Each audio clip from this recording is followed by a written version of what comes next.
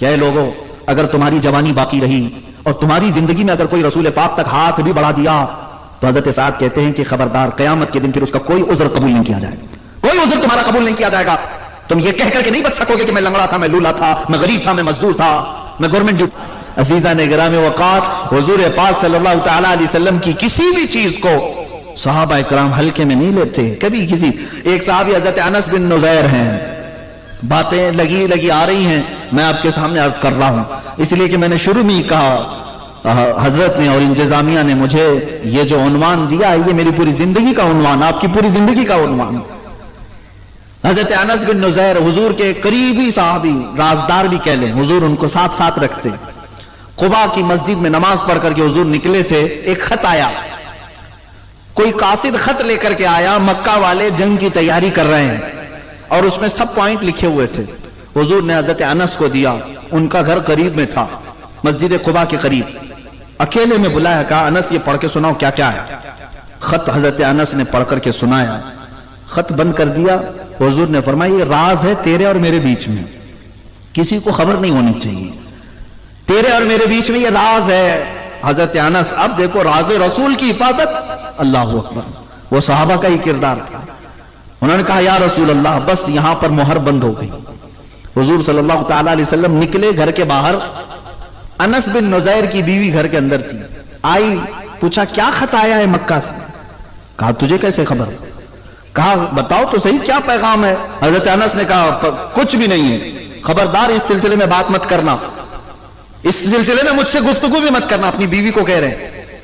بیوی نے کہا انس جو مضمون تم نے رسول اللہ کو سنایا میں نے پورا سن لیا، میں نے پورا سن لیا. حضرت انس اب اتنے جلال میں آئے کہ سیدھے اپنی بیوی کی گردن پکڑ لی، گردن پکڑ لی.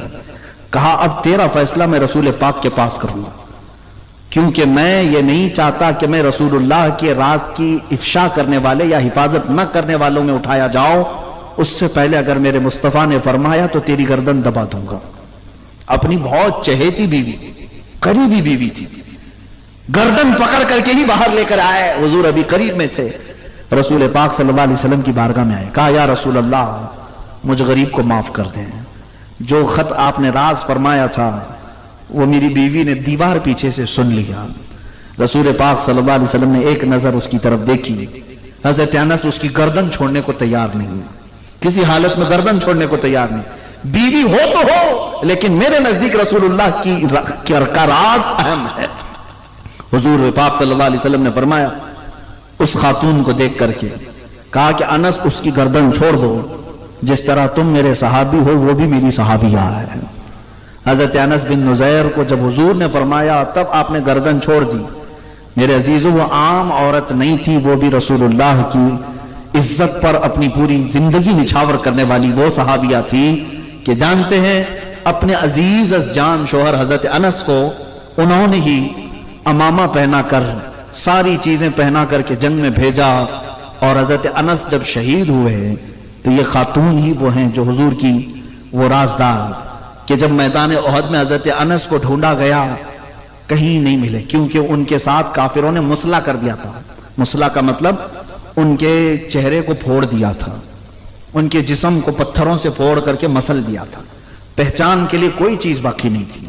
یہاں تک کہ ان کی خاتون اور ان کی بہن آئی، حضرت انس کی صرف انگلی دیکھ کر کے پہچانا، ایک انگلی باقی تھی، انگلی کے پور دیکھ کر کے کہا کہ یہ میرے سرتاج، یہ میرے شوہر نامدار. اور ان کی بہن نے کہا یہ میرا بھائی ہے. اس بات پر حضرت انس کو پہچانا گیا. میرے عزیزو اب مجھے بتاؤ جن کے چہرے پھوڑ دیے گئے، جن کی جسموں کو تار تار کر دیا گیا، پھر بھی وہ کیا کہتے تھے. ایک اور صحابی کی بات عرض کروں، حضرت سعد ابن ربی رضی اللہ تعالیٰ عنہ. حضور ان سے بھی بڑی محبت کرتے. میدان جنگ میں شام کا وقت حضور نے پوچھا صحابہ سے دیکھو سعد کہاں ہیں، زندہ ہیں یا انتقال کر گئے. صحابہ ڈھونڈتے ڈھونڈتے ہوئے آئے، سعد سعد پکارا. ان کی ہلکی ہلکی آوازیں آ رہی تھی.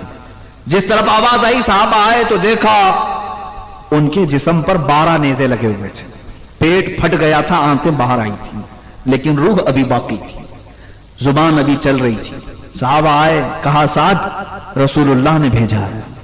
وہ وہیں پر کہنے لگے اے میرے دوستو اللہ کے نبی کو میرا سلام کہہ دو, میں حضور تک پہنچ نہیں پاؤں گا, چل کر آ نہیں سکتا, زخم ہے, نیزے ایسے چبھے ہوئے ہیں کہ نکالنے والا بھی کوئی نہیں, پیٹ پھٹا ہوا ہے. لیکن جانتے ہو جو جملہ انہوں نے کہا سعد ابن ربیع, تحفظ ناموس رسالت کا سب سے بڑا جملہ یہ سعد ابن ربیع نے کہا ہے, میں اپنی جانب سے کہتا ہوں. وہ کہتے ہیں آنے والوں جاؤ رسول اللہ کی بارگاہ میں کہنا سعد کو معاف کر دیں یا رسول اللہ, سعد کو معاف کر دیں یا رسول اللہ, آپ کی حفاظت کا حق ادا نہیں کر سکا. اے مسلمانوں بتاؤ, ہم گرم بستروں پر سو کر کے, گرم روٹیاں کھا کر کے پھر بھی کہتے ہیں ہم محبت رسول ہیں, عشق رسالت ہے ہمارے پاس. جن کے پیٹ پھٹ گئے, نیزے ان کے اوپر چوبے ہوئے, تب بھی وہ کہتے ہیں کہ ہم حق ادا نہیں کر سکے, حق ادا نہیں کر سکتے. اور اس کے بعد جو دوسرا جملہ انہوں نے کہا تھا, کہا اپنے دوستوں سے, صحابہ سے جو ان کی خیریت پوچھنے آئے تھے, واپس جاؤ گے مدینے تو ہماری قوم سے یہ کہہ دینا سعد کا پیغام کہ اے لوگوں اگر تمہاری جوانی باقی رہی اور تمہاری زندگی میں اگر کوئی رسول پاک تک ہاتھ بھی بڑھا دیا تو حضرت سعد کہتے ہیں کہ خبردار قیامت کے دن پھر اس کا کوئی عذر قبول نہیں کیا جائے گا, کوئی عذر تمہارا قبول نہیں کیا جائے گا. تم یہ کہہ کر کے نہیں بچ سکو گے کہ میں لنگڑا تھا, میں لولا تھا, میں غریب تھا, میں مزدور تھا, میں گورنمنٹ ڈیوٹی والا تھا, میں کیا کر سکتا تھا. حضرت سعد نے کہا تمہارا کوئی عذر قبول نہیں ہوگا اگر تمہارے جیتے جی رسول پاک کی عزت تک کوئی پہنچ گیا. اسی لیے میرے عزیزوں ہم بار بار آپ سے یہ جو باتیں کرتے ہیں وہ صرف اسی لیے کہ جگہ جگہ کے تھک چکے ہیں تمہیں یہ ہنگامے, مسافروں رویش کارواں بدل ڈالو.